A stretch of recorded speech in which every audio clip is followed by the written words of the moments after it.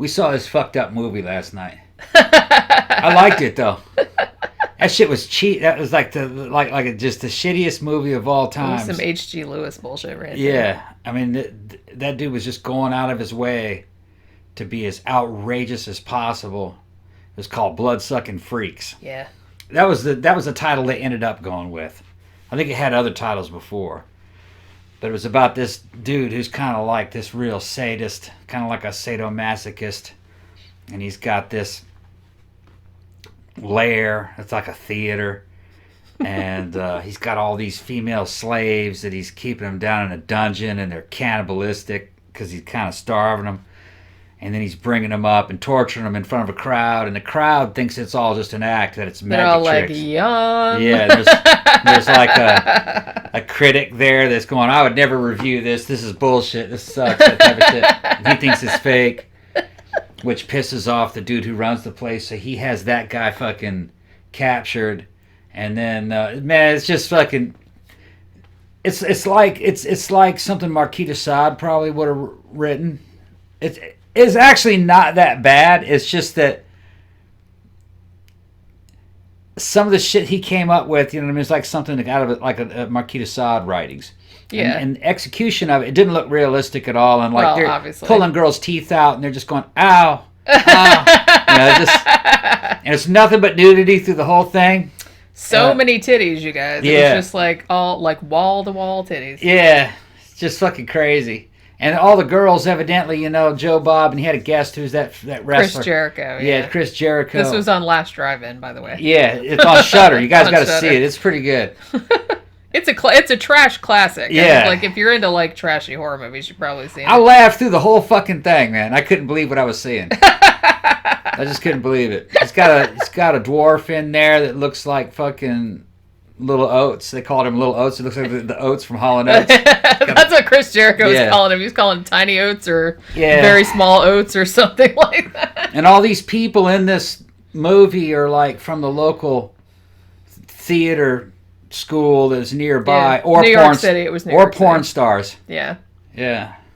And some of them were actresses were also porn stars at the same time.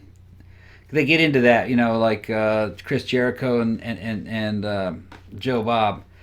You know, they're talking about people from the time, the girls from that time. You didn't have to really say much to them to get them to take their clothes off. They didn't think it was a big deal. They were all like that. Because I think this movie came out in the 74, maybe, or 71. I can't remember. You didn't have to sign any agreements or anything. They just go, "Can you take your clothes off for this movie?" Oh yeah, they took their clothes off, and then they were talking about all the orgies that they would have arranged. You know what I mean? And it's a pretty good show. You know, I like Joe Bob and fucking he's an entertaining host.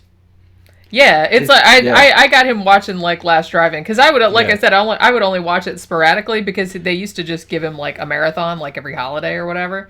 But now it seems like Shudder is giving him like a weekly show, which is cool. So he either does one movie or he does a double feature, I guess. It's a good show. I like it. But they break them up into like single movies, so I'm kind of like, you know, behind on a bunch of the episodes. They got this girl, she's some kind of podcaster who's always on there. She helps him out. Yeah, Darcy, the mail girl. Yeah, and like, you see her and she kind of looks good looking, striking, but then the longer you look at her, man, she's funny looking. She's she's had a lot of plastic surgery. A lot of plastic surgery. It makes you wonder, like, what did she look like before? You know, I would like to see what she looked like before. She must have been unrecognizable because nothing about her face looks real. Yeah. Nothing. She's a cool chick though. She she started out as a horror blogger, I think. Yeah. I'd have to like look that up, but she writes a lot about horror. You know that Russian girl that tried to look like Barbie? Yeah. She looks like that. She does look a little bit. To me, she looks like that. Which, you know, if you're into body modification, that's fine. She's into, you could tell she's into body mods and all kinds of. So, you know, I guess it's just the look that she wanted. But, you know, it's just weird.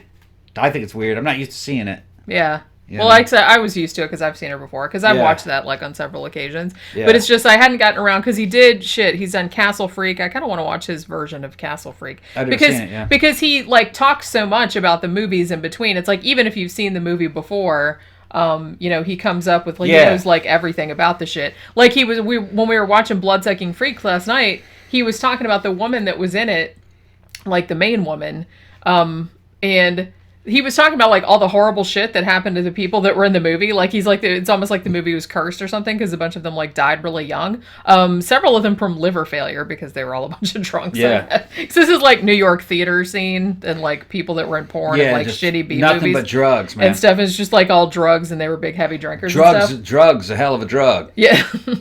He stole my line. I said that. Drugs are a hell of a drug. I said drugs are a hell of a drug. I said, I'm going to get that on the show. He's like, I'm going to remember that. And I said, well, he's going to take credit for that. So drugs are a hell of a drug. I said that. That's a good one. But I know. I had to steal that shit. You already did. Because, cocaine's a hell of a drug. What if it's just drugs? Drugs are a hell of a drug. It's true. Yeah. But yeah, so a bunch of them, like, died in their 30s and shit like that. And the main woman that was in it, he was, like, telling a funny story about, I guess it was at the rap party. And he was talking about how back in the day, like, in New York City, like, among that, scene, they always, like, every party, you always had, like, what they called the freak room, and that's where all the cocaine was, and that's where you went, like, to do whatever. And apparently this woman that was in this was, like, she was, like, engaged to some guy or whatever. Looked like Rod Stewart. Yeah, who looked like Rod Stewart, that's right. Yeah. And he couldn't find her, like, at some point in the party, so he goes looking for her, and she's up in the freak room having sex with the dwarf that was in this movie. Yeah, snorting coke. And the dwarf ended up being a porn star later on, even though I'm stealing his fucking thunder. It's better. Instead of commercials, they go to Joe Bob, and he gives a commentary and tells you about the movie. And it's so much better than having somebody voicing over the program as you're watching it. But I still like commercial breaks. Even though I don't want to watch commercials, I'd rather hear him, because his commentary and his guests are just as good, if not better, than the movie.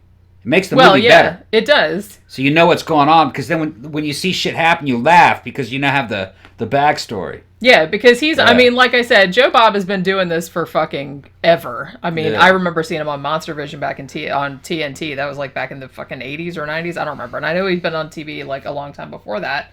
So he's like a font of knowledge about shitty horror movies. I mean, he knows everything about the shit. And he's always like at conventions and stuff. So it's like all the fucking stories he's got, he just knows everything about the stuff. And it's so great. And he goes fucking hard R-rated on you now, because he goes, we're on Shudder, so I can tell you this. And tell you what they were doing in the orgies, and it's just weird shit. You know what I mean? It's fucking funny, because a lot of people don't really understand well, it's now come to light with the advent of the internet, what fucking entertainment and show business people are like. All the crazy shit going on. You know what I mean? They might seem real fucking straight edge and serious when they're doing their job, but when they're not working, they're doing Although I have to say on some island somewhere. I mean, I have to say though that the 70s were a special time. Yeah, special. Yeah. And like when he was telling like all the stories about like the behind the scenes shit and like the cast of this movie and like what else they did and stuff, I was just all I could do was just shake my head and go, "Oh, the 70s." Because I mean, I was a kid, but I still remember like a lot of the shit that was going on around that time period. Yeah, 80s was kind of like conservative compared to the 70s. Well, probably that's why. Probably because the 70s just went wildly out of control, and everybody's like, "All right, we need to rein that in a little bit." But it was like some crazy. Yeah, it's like it's funny because I had seen like a bunch of the kind of schlock classics, your early like splatter flicks like H.G. Lewis is like Color Me Blood Red and Blood Feast and all that. But for some reason I had never got around to seeing Blood-Sucking Freaks. Yeah, you got to see it. And there's like some really fun stuff in there. You got to see it. It's good. It's really fun. The dude who's kind of acting like the guy who's running the sadomasochistic theater is kind of like a cross between, kind of like a British Anton LaVey mixed with Marquis de Sade. It's just, and then he's got his little dwarf, and you just got to see it. And he's all in, man. He is chewing the hell out of the scenery, and it's super fun. Sardu is character. Yeah, and the acting isn't bad. Not really, because a lot of them were theater actors. They could act and they could sing. Yeah. It's just that they're not dealing with much of a budget, and they didn't really know how to shoot a slasher/gore movie real well. Yeah. Like they should have done some different stuff with the camera angles, because there's a part where they're trying to stretch this nude woman apart, and like they're on a rack. On a rack, and they're trying to get you to believe that she's stretched out as far as she could go. And it's obvious she's not stretched out as far yeah, as she she's go basically for, just she's like just she's like an X-shaped. Yeah, now how like they put it like they have in BDSM dungeons. Yeah, now had they zoomed in on her so you couldn't really see what was happening, see the angle, then it would have been a lot more effective. And maybe through sound effects, they could have made. That's what I was saying. It's like they should have used sound effects, but they didn't. Like they didn't think about it that much. Yeah, I guess. But it's like it was just like funny to see because it's like she puts her. It's like, man, if that's enough to kill you, we'd all be in trouble every time you try to do jumping jacks or something like that. You would just like spontaneously die. Yeah, and they do all kinds of gruesome shit. I mean, it's fucking gruesome shit. But because it's so unbelievable, you just go, you laugh. Yeah. You know, because it's preposterous. Yeah. You know. The guest, fucking Jericho, said, had Rob Zombie filmed this, I wouldn't be able to watch it because it would have been terrifying. Yeah. But because they're filming it, you're just kind of laughing it off. Yeah, it's like the idea of the stuff that they're doing is fucked up. Right. You know, like way ahead of its time, really, because I was like, wow, that's creative. But just the execution of it, it's so bad. You can't like take it seriously because it doesn't look real or anything. Yeah, and the people aren't really struggling or begging for their lives, which that's what really would happen. Yeah. So it ends up just being kind of like humor. It's kind of just humor. I think that's what makes it funny. It's kind of funny. It's just because people getting fingers chopped off, like eyeballs scooped out and eaten, and all this other kind of stuff, and they're not really reacting, they just go, but not the reaction. It's like you'd stub your toe. It's like, oh, my eyeball. Oh shit. What it is, I watched the shit and I was going. There's a certain scene and I went and I said, what's that serial killer I mentioned? Fucking which one was it? I said, I bet you he's seen this movie. Oh yeah. Shit. No, I can't remember. Bundy. Yeah. I said, I bet Ted Bundy's seen. Oh this. Yeah, because that's probably where he got the idea of like having sex with the head. Fucking the head. And because that happens in this movie. Although it's kind of like it's implied. They don't show it. And I was watching this movie and I was thinking, you know how kind of like serial killers they don't have much depth of personality. They're kind of robotic. Yeah. Well, the people in this movie are kind of robotic. The victims are kind of robotic because they're not. Ow. You know.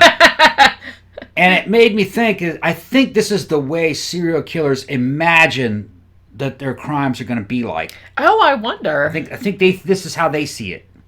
Yeah, maybe so. That it's just kind of fun and games and it's not real. Because they can't like. There's no connection. That's interesting because I was listening to last podcast on the left this morning about the next serial killer that we're going to do on the show, who I'm not going to spoil it, but so I was listening to their 2-part thing about it, and they were talking about a similar thing about they were wondering if these serial killers, these psychopaths and everything like that, if they even had any capacity to like feel an emotion like a normal person, or if anything just had to be a pose. But if you that's what they said. They didn't think so. Yeah, I think it's just a pose. Watching this movie is probably kind of the way Leonard Lake and Charles Ning saw their crimes. Right. Probably something like this.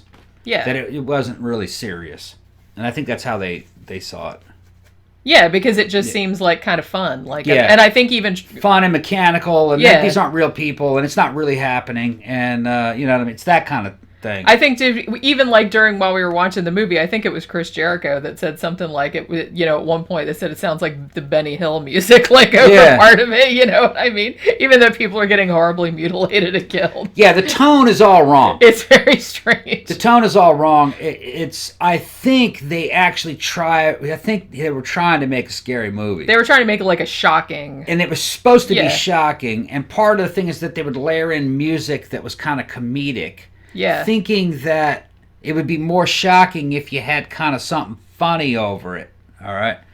But it doesn't. It just looks, sometimes that works, but not in this one. You have to like have a very deft hand to do that. And then sometimes they try to play some really macabre, spooky shit, but it didn't come off spooky. They didn't really have synthesizers, and it just didn't. It just sounded very cheap. Yeah. You know what I mean? Yeah, this movie looked like it costs about $10. And there is a lot of humor in it, though. There is, especially with the cop later on about the heads. The cop that Chris Jericho said looked like David Berkowitz. Yeah, it looks like he totally did. Yep. And then they kept making jokes about that like all during the fucking thing. And the cop is fucking making wisecracks, you know what I mean, when he's going through the crime scene, seeing all the dead bodies, like, making jokes about it. Yeah, he's like, oh, don't trip over the head. Yeah. And it's like, it was funny because I guess the cop's name was Tucci, but I kept hearing Coochie. Yeah. Tucci was his name. I kept calling him Coochie through the whole thing. Yeah, and that cop, they tell you stories about all these people, you know, in the movie, what happened to them. So I don't want to steal Joe Bob's thunder, but watch it. It's pretty good. It's on Shudder. Yeah, like I said, there's so fucking many that I have to watch. He did Castle Freak. He did Society. We'll see another one. Yeah, we'll have to watch. I watched the Heathers one, and I watched a couple other ones too, but I'm way behind.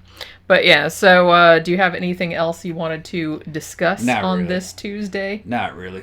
I mean, we put up the bodybuilding show earlier, so hopefully everybody's... Getting a few comments on it. So hopefully everybody's enjoying. I know it's, like I said, I know it's not normally what we would do on the show, but I guess Steven Seagal isn't what we would normally do on the show. It's in that same genre. It's in the same genre it's in the same genre as the Steven Seagal shows and the martial arts shows. And those ended up being popular too. Yeah. So...